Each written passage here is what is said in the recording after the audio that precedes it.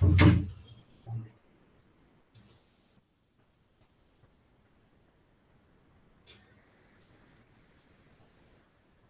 Morning दोस्तों। ETS के नए सेशन में आपका स्वागत है। और हम पढ़ रहे थे उत्तराखंड की ज्योग्राफी। हमारा जो टॉपिक था वो चल रहा था, और उत्तराखंड की ज्योग्राफी में हमने उत्तराखंड की पहले भौगोलिक संरचना देखी कि किस प्रकार से उत्तराखंड की जो स्थिति है वो भारत के नक्शे के, भारत के मैप से हिसाब से किस प्रकार उत्तराखंड की स्थिति है। जो हमने देखा उत्तराखंड की स्थिति उत्तर पश्चिम में है भारत के, और उत्तरी अक्षांश और पूर्वी देशांतर में उत्तराखंड की स्थिति है। तो इनके बारे में हमने पढ़ा। फिर उसके बाद धीरे धीरे जब हम आगे बढ़े तो उत्तराखंड का भौगोलिक विभाजन हमने पढ़ा। पहले हमने उत्तराखंड की स्थिति देखी। अगर हम पिछली क्लासों के हिसाब से देखें तो ये हमने पहले एक रफ डायग्राम बनाया था उत्तराखंड के भूगोल का। उत्तरी गोलार्ध हमने देखा था, उत्तरी अक्षांश और उत्तरी गोलार्ध और पूर्वी देशांतर में क्या है उत्तराखंड की स्थिति है। तो इसके बाद हमने धीरे धीरे नदियों के आधार पर देखा। उत्तराखंड का हमने आकार देखा कि लगभग आयताकार, जो उत्तराखंड का आकार बोला जाता है वो आयताकार बोला जाता है, और इसकी लंबाई 358 है। उत्तर से पूर्व तक लंबाई 358 किलोमीटर और चौड़ाई है 320 किलोमीटर, यानी उत्तर से दक्षिण की साइड। तो ये चीजें हमने पढ़ी थी उत्तराखंड में। और उसके बाद हमने जो उत्तराखंड का विभाजन, हमने जो सीमाएं पढ़ी थी, सीमाओं के हिसाब से भी हमने देखा था कि उत्तर में क्या है बृहद हिमालय है, दक्षिण में हमारा तराई मैदान है, जो उत्तराखंड के भौगोलिक विभाजन में आता है। ये टॉपिक बचा हुआ है अभी। जो हमने उत्तराखंड का भौगोलिक विभाजन हमने देखा था कि 8 प्रकार से किया गया है। उन 8 प्रकारों में 4 हमने पढ़ लिए थे, और 4 जो है आज हमारी क्लास में। तो उत्तराखंड का जो भौगोलिक विभाजन टॉपिक है वो हमारा आज खत्म हो जाएगा।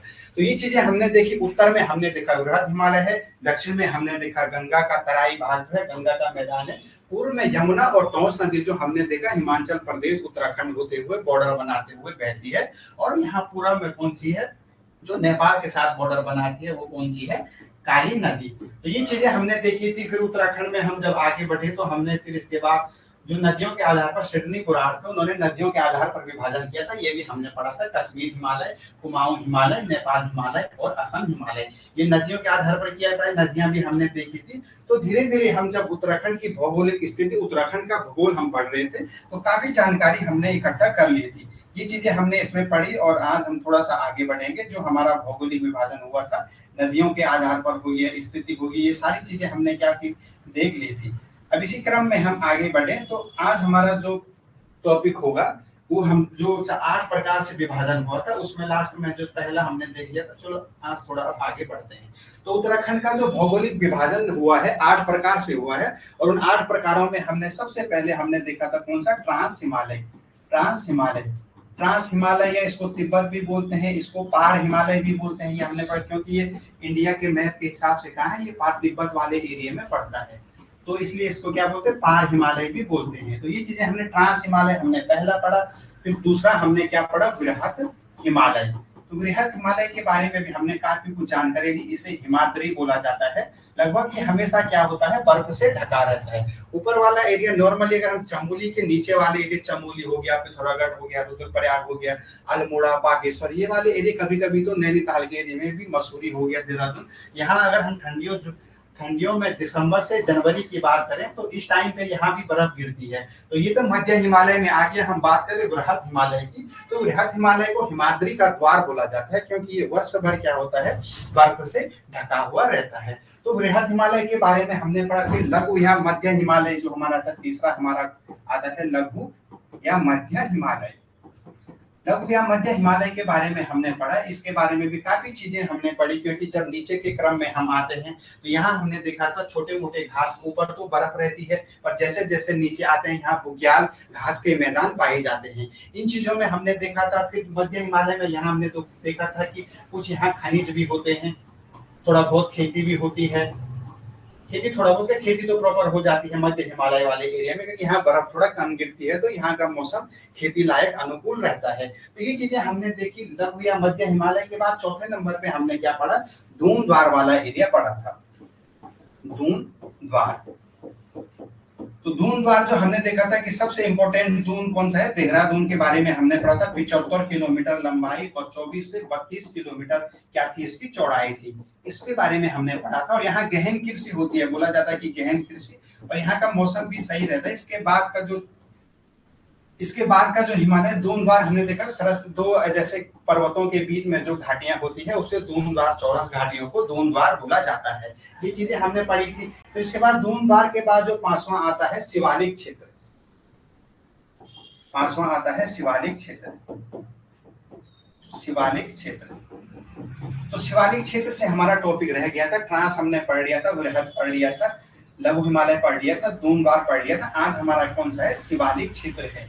इससे पहले शिवालिक क्षेत्र हो गया, दूनद्वार हमने पढ़ लिया था, चौरस घाटियों को दूनद्वार बोला जाता है। फिर उसके बाद दूनद्वार में हमने देखा देहरादून, कोठारी और चौखम दून, दो दून आते हैं वो पौड़ी में पड़ते हैं, और पाटली और कोटा दून आते हैं वो नैनीताल में पड़े। लगभग 5 दून अगर हम इस हिसाब से देखें तो उत्तराखंड में हमारे कितने दून हैं? 5 दून। सबसे पहले सबसे बड़ा दून देहरादून हो गया, फिर उसके बाद हमने देखा पाटली और कोटा दून नैनीताल में, 2 ये हो गए, और कोठारी और चौखम दून जो है वो पौड़ी में पड़ते हैं, 2 दून ये हो गए। तो लगभग 5 दून, जो 5 जो घाटियां हमारे पास चौरस घाटियों के बीच का जो समतल एरिया होता है, कि मतलब 2 घाटियों के बीच में प्रॉपर जैसे 2 घाटियां, तो रहने लायक स्थान हम मान के चले। तो देहरादून के हिसाब से देखें तो काफी बड़ी, इसीलिए इसको सबसे बड़ा दून किसे बोला गया है? देहरादून को बोला गया है, क्योंकि ये बहुत बड़ा है। वैसे इतने बड़े दून होते ही नहीं। तो दूनद्वार हमारा एरिया हो गया। अभी हम पांचवा जो हमारा जो भौगोलिक विभाजन, भौगोलिक संरचना हमने देखी, फिर भौगोलिक विभाजन। तो भौगोलिक विभाजन मतलब भूगोल के अनुसार जो हमारा उत्तराखंड का विभाजन हुआ है, तो भौगोलिक विभाजन में हमारे 8 प्रकार से हुआ है। तो 5वां प्रकार हम देखते हैं आज, शिवालिक के बारे में हम देखते हैं। तो आज का जो अगला टॉपिक है हमारा शिवालिक हिमालय। शिवालिक हिमालय, तो शिवालिक हिमालय के बारे में अगर हम देखें तो शिवालिक हिमालय जो हमारा है ये नीचे वाले एरिया में पड़ता है। क्योंकि सबसे पहले हमने देखा ट्रांस हिमालय हो गया, फिर वृहद हिमालय हो गया, फिर उसके बाद लघु या मध्य हिमालय हो गया, फिर दूनद्वार हो गया, फिर उसके बाद जो आता है वो हमारा क्या आता है? वो हमारा आता है शिवालिक हिमालय। तो ये चीजें शिवालिक हिमालय के बारे में हम देखते हैं थोड़ा सा। तो अभी हमारा शिवालिक हिमालय, या इसको बाह्य हिमालय भी बोलते हैं, बाह्य हिमालय, और हिमालयी पाद भी इसको बोलते हैं। हिमालयी पाद मतलब कि यहाँ से हिमालय का जो पैर है, अभी हम देखें तो जैसे ऐसे ऐसे हिमालय शुरू हुआ, तो यहाँ से हिमालय शुरू हो रहा है, तो इस वाले एरिया को हम क्या बोलेंगे? यहाँ से हमारा शिवालिक हिमालय क्या होता है? चालू होता है।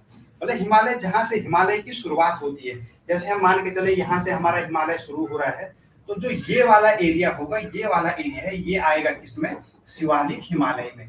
और यहाँ से क्या हो रहा है? शिवालिक हिमालय शुरू हुई, यहाँ से जो बड़े बड़े हिमालय पर्वत है, इसके बाद लघु या मध्य हिमालय, फिर हम ऐसे लाना पड़ेगा। इसके बाद जैसे इसके बाद ये हो गया लघु या मध्य हिमालय, फिर ये हो गया वृहद हिमालय, फिर यहाँ हो गया ट्रांस हिमालय। तो इस हिसाब से हम देखें तो शिवालिक हिमालय मतलब हिमालय जहाँ से बड़े बड़े हिमालय शुरू होते हैं, इसलिए इसे हिमालयी पाद बोला गया है, बाह्य हिमालय को याद बोला गया है। और प्राचीन नाम इनका, शिवालिक हिमालय को प्राचीन नाम इनका मैनाक पर्वत भी इनको बोला गया है। अगर इनका प्राचीन नाम हम देखें, प्राचीन नाम, तो प्राचीन नाम इनका क्या है? मैनाक पर्वत इनको बोला गया है। मैनाक पर्वत, मैनाक पर्वत किसको बोला गया? शिवालिक को बोला गया है। तो ये चीजें हमने आज शिवालिक हिमालय के बारे में थोड़ा सा पढ़ता है। उसके भाबर हो गया, फिर तराई हो गया, फिर गंगा का मैदान, जो हमारा लास्ट टॉपिक बचता है। तो शिवालिक हिमालय के बारे में सबसे पहली बात ये आती है कि ये हिमालय की सबसे नवीनतम श्रेणी है। पहला पॉइंट देखें, सबसे नवीनतम श्रेणी, सबसे नवीनतम मतलब नई श्रेणी है, सबसे नवीनतम श्रेणी है किसकी? हिमालय की। और जब नई होगी तो यहाँ क्या मिलते हैं? जीवाश्म यहाँ मिलते हैं। जीवाश्म,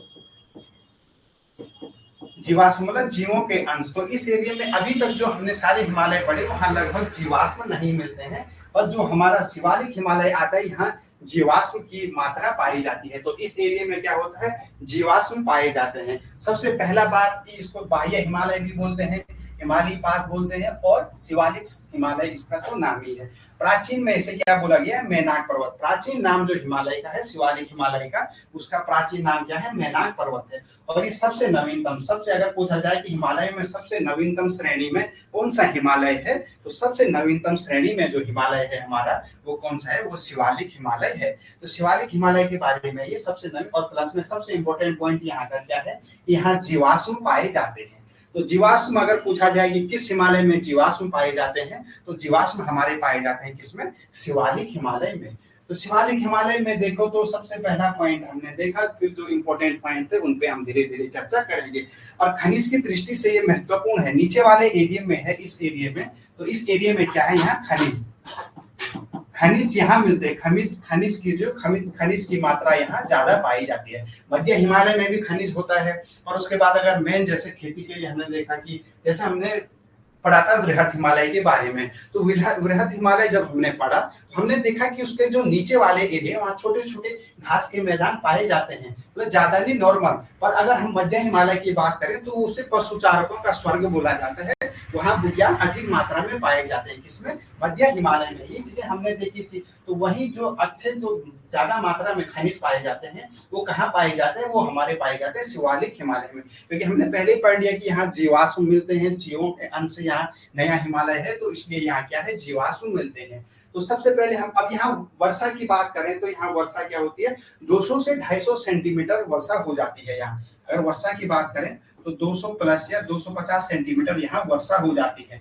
और वर्षा यहाँ होगी तो यहाँ का जो मौसम होगा, यहाँ का जो वातावरण होगा, यहाँ की जो जलवायु होगी, मतलब मौसम तुलना जलवायु तो लंबे दशक में हो जाता है, पर मौसम यहाँ का अधिक सुहाना होता है। मतलब यहाँ बारिश भी अच्छी हो रही है, उतने ज्यादा पर्वत पर ठीक ही है, मतलब उतने बड़े बड़े पर्वत नहीं है, घास के मैदान पे घास भी देखने को सही है, यहाँ की जो जलवायु है वो सही है, मौसम सही है।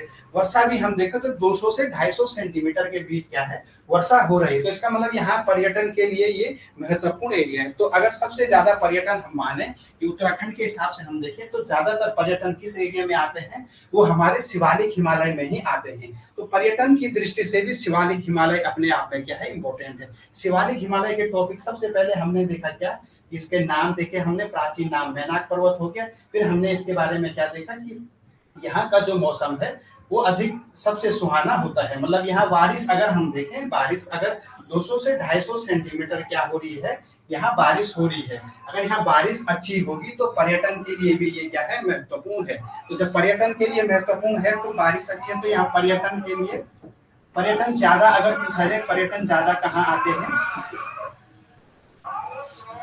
तो इसी एरिया में लगभग पर्यटन क्या है, पर्यटनों की दृष्टि से हम देखें तो पर्यटनों की दृष्टि से जो महत्वपूर्ण है वो भी है हमारा शिवालिक हिमालय है। तो ये चीजें अगर हम देखें तो शिवालिक हिमालय अपने आप में इम्पोर्टेंट हिमालय है। तो अभी हम देखा कि मौसम यहाँ सुहाना होता है, बारिश भी सही होती है। अगर देखो बारिश अगर ज्यादा होगी तो 200 से 250 सेंटीमीटर लगभग यहाँ बारिश हो रही है, तो यहाँ भूस्खलन भी होगा। तो भूस्खलन भी यहाँ क्या होता है, ज्यादा होता है। तो अगर हम देखें तो भूस्खलन भी क्या होता है, भूस्खलन भी यहाँ क्या होता है, ज्यादा होता है। अभी हम अगर देखें, अगर हिमालय के हिसाब से अगर हम देखें तो ऊपर यहाँ ट्रांस हिमालय हो गया, वृहद हिमालय हो गया। अगर नदियों की बात करें हम तो ऐसे ऊपर से नीचे नदियां बह के आ रही हैं। तो शिवालिक जो हिमालय है ये हमारा उतना हाइट नहीं है। अगर हम देखें तो यहाँ से सारी चीज पत्थर हो गए, कंकड़ पत्थर हो गए, सारे बह के सेडिमेंट वगैरह वगैरह सारे बह के आ रहे हैं। अब बारिश भी यहाँ 200 से 250 सेंटीमीटर के बीच हो रही है। तो जो शिवालिक वाला एरिया है ये थोड़ा समतल में आ जाएगा। अगर ये समतल में आएगा तो यहाँ से थोड़ा सा डाउन होगा तो कटाव तेज होगा, और कटाव तेज होगा तो यहाँ भूस्खलन की भी मात्रा होगी। जैसे हम ऊपर से देखें, ऊपर से तो नदियां तेज आ रही हैं, थोड़े यहाँ उनको अवरोध मिल रहा है, कम छोटा हिमालय है तो यहाँ क्या होता है, भूस्खलन, बारिश का एरिया भी ज्यादा होता है तो इसका कटाव हो जाता है। मतलब इस एरिया का क्या होता है, कटाव हो जाता है, कौन, शिवालिक हिमालय का। और इसलिए यहाँ क्या होता है कि बारिश भी ज्यादा होती तो इसलिए भूस्खलन भी यहाँ ज्यादा आते हैं। अगर पूछा जाए कि भूस्खलन किस हिमालय में ज्यादा आते हैं, तो भूस्खलन जो ज्यादा आते हैं शिवालिक हिमालय में आते हैं। शिवालिक हिमालय के बारे में हमने जो जो पॉइंट देखे वो सारे इंपॉर्टेंट है। सबसे पहले हम देखें तो यहाँ जो खनिज की दृष्टि से भी शिवालिक हिमालय इंपॉर्टेंट है। फिर यहाँ क्या होता है कि प्राचीन नाम इसका मैनाक पर्वत होता है, सबसे नवीन श्रेणी है, और जीवाश्म भी यहाँ मिलते हैं। मतलब जीवाश्म, नया हिमालय है तो जीवाश्म, जीवों के अंश यहाँ मिलते हैं। और सब 200 से 250 सेंटीमीटर होती है। पर्यटन के लिए भी ये इम्पोर्टेंट है। पर्यटन के लिए मतलब सुहाना मौसम यहाँ होता है, बारिश अच्छी होती है, तो पर्यटन के लिए भी सबसे महत्वपूर्ण जो हिमालय है हमारा, वो कौन सा हिमालय है, वो शिवालिक हिमालय है। तो भूस्खलन भी, बारिश ज्यादा होगी तो भूस्खलन भी ज्यादा होगी। तो भूस्खलन के स्थिति से हम देखें तो शिवालिक हिमालय में ज्यादा भूस्खलन होता है। अब जो हमारा अगला हिमालय है वो कौन सा है, भाबर। अगर हम इसकी चर्चा करें, शिवालिक और पांचवा जो हमारा है, पांचवा कौन सा है, भाबर। पांचवा जो हिमालय आता है, पांचवा भाबर आएगा, फिर छठवां आएगा तराई, फिर उसके बाद आएगा सातवां गंगा का मैदान। तो ये चीजें हमने देखी कि सबसे पहले हमारा ट्रांस हिमालय हो गया, फिर बृहद हिमालय हो गया, फिर लघु या मध्य हिमालय हो गया, फिर धूमदार हो गया, फिर शिवालिक हो गया, फिर हमारा तराई हो, फिर शिवालिक के बाद भाबर हो गया, फिर तराई हो गया, फिर गंगा का मैदान। जो लास्ट हमारा आता है वो कौन सा आता है? गंगा का मैदान।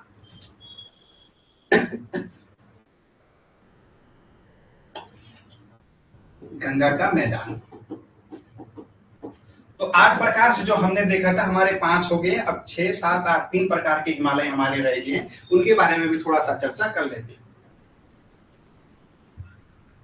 तो अभी हमारा जो अगला हिमालय आता है वो कौन सा आता है? भाबर हिमालय। भाबर हिमालय। और भाबर हिमालय के बारे में हम चर्चा करें तो सबसे पहले अभी हम देखें तो यहाँ की जो कुछ यहाँ जो आते हैं कंकड़ पत्थर और मोटे बालू युक्त यहाँ की क्या होती है? बालू युक्त मिट्टी यहाँ होती है।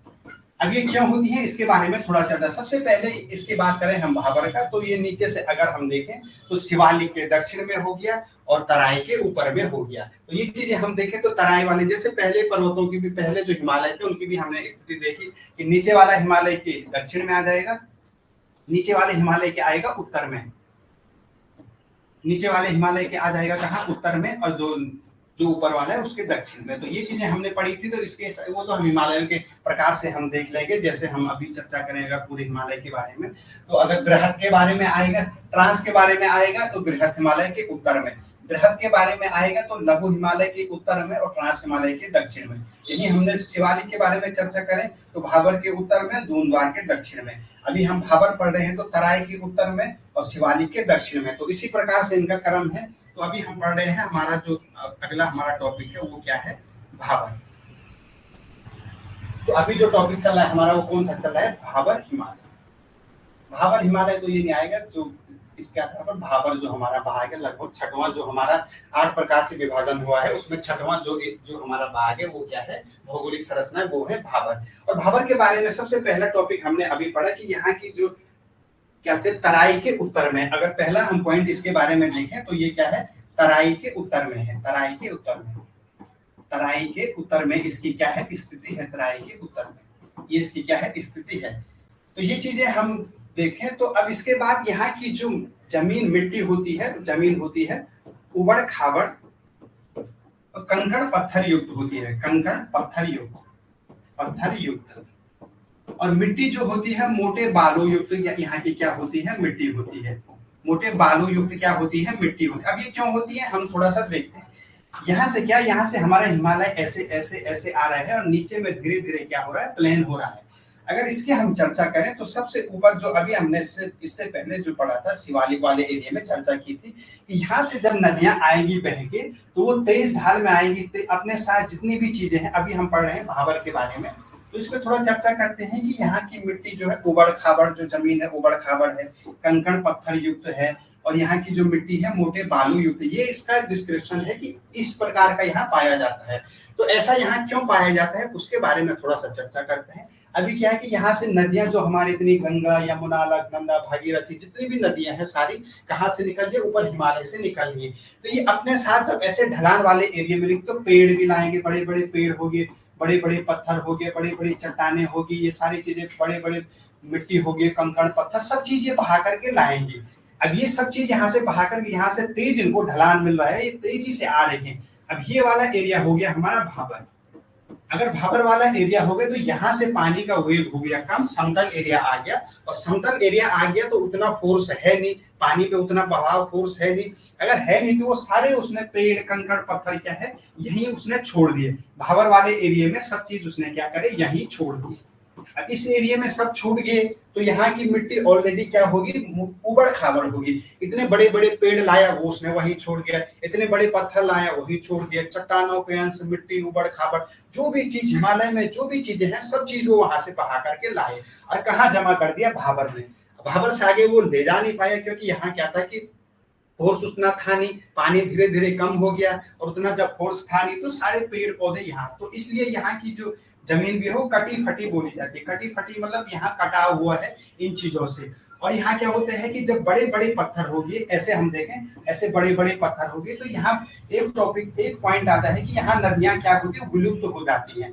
विलुप्त नदियां, अगर बोला जाए कि विलुप्त नदियां किस भाबर में पाई जाती हैं, किस एरिया में, किस क्षेत्र में, किस भौगोलिक एरिया में पाई जाती हैं, तो वो भाबर में पाई जाती है। क्योंकि यहाँ पत्थर हो, ये बड़े जो नदियां होती है वो पत्थरों के नीचे से बहना चालू हो जाती है। पत्थरों के नीचे से क्या होता है, नदियां जो बह जाती है, क्योंकि यहाँ आगे यहाँ का जो एरिया हो जाता है वो एरिया हो जाता है प्लेन एरिया। अगर प्लेन हो गया तो नदियां क्या नीचे से बहती हैं। बड़े जैसे पेड़ पौधे उसने यहीं छोड़ दिए, पहाड़ छोड़ दिए, जो मिट्टी के एरिया छोड़ दिए, तो इनके अंदर से बड़े बड़े पत्थरों के नीचे से क्या होती है, नदी बहती है। ये चीजें हमने देखी किसके, भाबर के बारे में। तो क्यों होता है, हमने देख लिया कि क्यों यहाँ की जमीन उबड़ खाबड़ होती है, क्यों कंकड़ पत्थर युक्त होती है, मोटे जो मिट्टी होती है, मोटे मिट्टी बालू युक्त होती है। मिट्टी जो होती है क्या होती है, मोटे बालू युक्त, मोटे बालू युक्त क्या होती है, यहाँ की मिट्टी होती है। ये चीजें हमने देखी। तो अभी इसके बाद भाबर वाला एरिया हमने देख लिया। अब इसके बाद जो अगला है तराई, सातवां हो गया तराई, तराई क्षेत्र, और उसके बाद हो गया गंगा का मैदान, गंगा का मैदान, गंगा का मैदान। तो तराई क्षेत्र के बारे में हम बात करें तो नीचे वाला एरिया जो हमारा उधम सिंह नगर हो गया, थोड़ा नैनीताल का एरिया हो गया, तो तराई में प्रॉपरली वही एरिया, थोड़ा देहरादून का तो नीचे वाला हिस्सा हो गया। मेन तौर पे जो उधम सिंह नगर वाला एरिया है वो तराई क्षेत्र में आता है। सितारगंज हो गया, खटीमा हो गया, वगैरह वगैरह, ये तराई क्षेत्र में आते हैं। तो तराई में उधम सिंह नगर का नीचे यहाँ जो मिट्टी होती है, महीन कणों वाली मिट्टी होती है।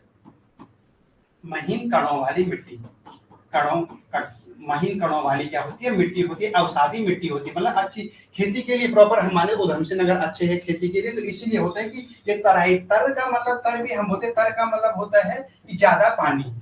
अगर हम नॉर्मल भाषा में भी बोलते हैं तो ज्यादा पानी वाला जो एरिया होता है, तर, इसीलिए उसको तराई नाम किया गया। कि जैसे हम बोलते हैं खेतों की तराई करो, सब्जियों की तराई करो, जब जैसे हम अपने बाग बगीचों में पानी डालते हैं, बोलते हैं यार हम इसकी तराई कर रहे हैं, तो तराई मतलब उस एरिया को हम क्या करते हैं, तर कर देते हैं, किससे, पानी से। और वर्षा अधिक होती है तो इसलिए यहाँ क्या कर, दलदली मिट्टी हो जाती है, तभी इसको, वर्षा अधिक होगी तो यहाँ की मिट्टी जो होती है वो क्या होती है, दलदली मिट्टी होती है, दलदली मिट्टी।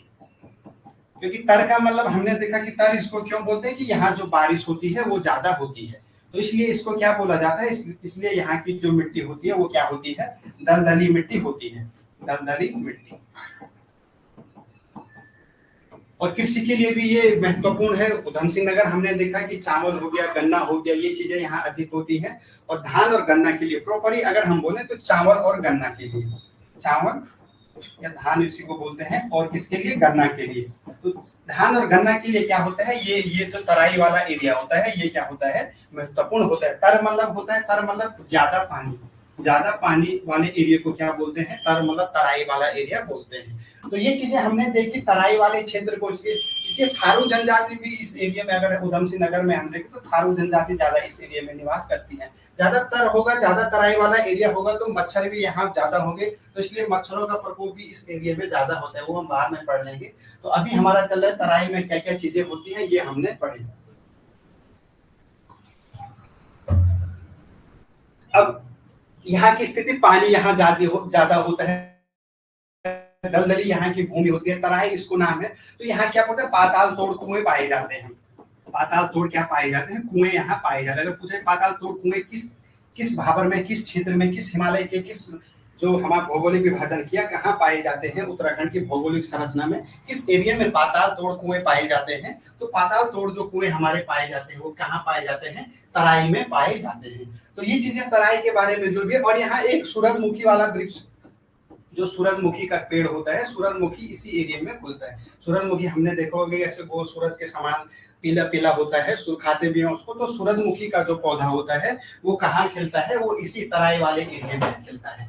अब लास्ट गंगा का मैदान हमारा टॉपिक है, ये हरिद्वार वाला एरिया में है। इसके बारे में ज्यादा कुछ तो क्या है, एक टॉपिक है गंगा का मैदान। तो इसका निर्माण किससे होता है, जलोढ़ मृदा से हुआ है, जलोढ़ मृदा। वहीं हम पढ़ेंगे बांगर, फिर खादर वाला जो एरिया था, खादर मतलब कि जहां बाढ़ का पानी नहीं पहुंच पाता है, बांगर मतलब पुरानी जलोढ़, पुरानी जलोढ़, और खादर मतलब नई जलोढ़, नई जलोढ़। और उपजाऊपन की दृष्टि से हम देखें तो सबसे जो उपजाऊ होता है यही वाला एरिया होता है। और बांगर पुरानी जलोढ़ मतलब जहाँ बाढ़ का पानी नहीं पहुंच पाता है, मतलब ये ऊपर वाला साइड हो गया। और खादर मतलब नई जलोढ़ मतलब यहाँ बाढ़ का पानी पहुंच पाता है, इसलिए इसको खादर बोला जाता है। यहाँ मतलब जो प्रत्येक वर्ष जो बाढ़ से जो मिट्टी वगैरह वगैरह पहुंचती है तो वो बांगर होता है, वो खादर होता है। खादर नई जलोढ़, इसलिए जो खादर होता है वो ज्यादा उपजाऊ होता है। जलोढ़ मृदा भी उपजाऊ होती है, काफी अच्छी कृषि के लिए जलोढ़ मृदा हमारी मानी जाती है। तो खादर वाला एरिया हमने देख लिया, बांगर खादर। और महीन कणों वाली यहाँ जो मेन एरिया था, महीन कणों वाली मिट्टी होती है, महीन कणों वाली मिट्टी।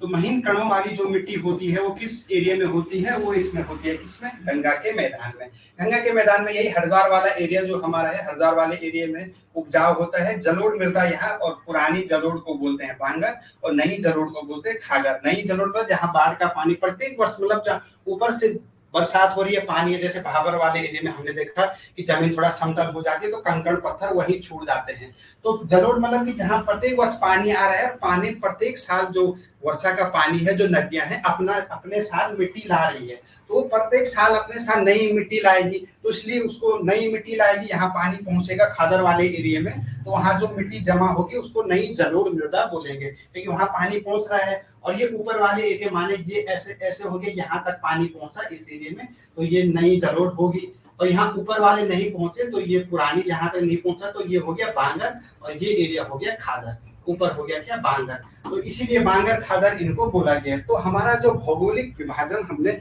उत्तराखंड का पढ़ा था वो हमारा लगभग कंप्लीट हो गया है। जो महत्वपूर्ण चीजें थी, बाकी जो खनिज क्या क्या पाए जाते हैं, किस प्रकार के होते हैं, वो हमें देखना पड़ेगा, वो तो है सब जगहों पर। ये जो रफ डायग्राम जो हमने थोड़ा सा समझने के लिए किया, ये चीजें हमने देखी। अभी हम थोड़ा सा अपनी चर्चा करें, आज हमने क्या पढ़ा, तो उसमें हम थोड़ा सा चर्चा करते हैं।